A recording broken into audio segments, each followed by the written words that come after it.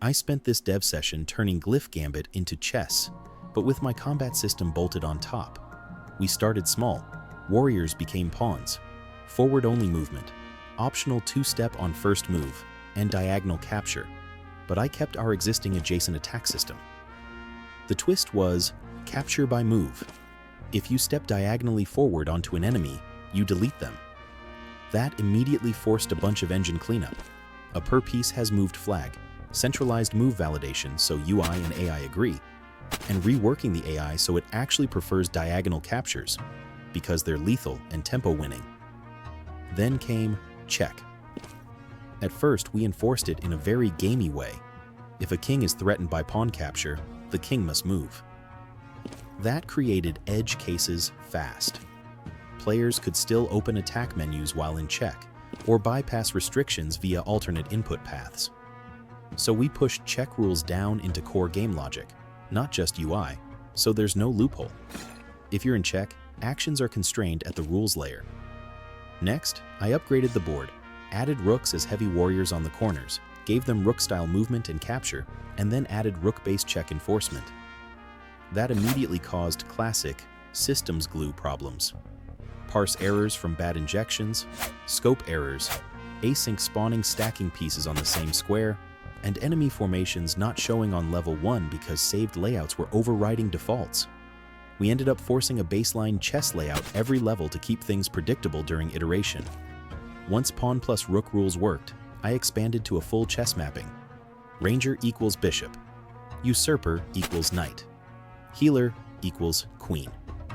At that point, the big leap. Stockfish integration. We debated Python versus bundling binaries. Went Linux first with a UCI bridge.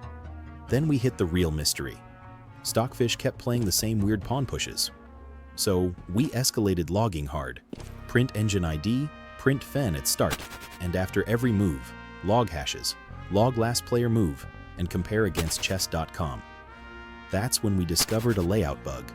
King/queen swapped in our FEN, making the position non-standard. Fixing that helped, but the move quality still felt off. The actual root cause was our UCI call flow.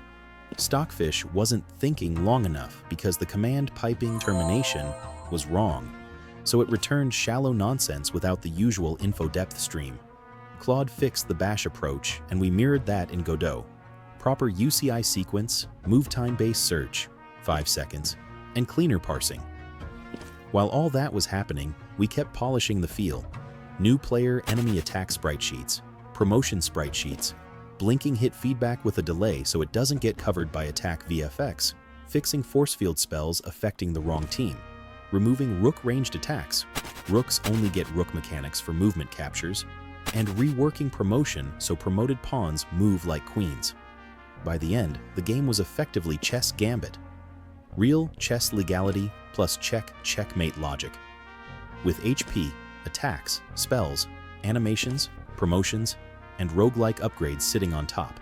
And every time we changed one rule, it exposed another place where user interface, AI, and rules needed to be unified.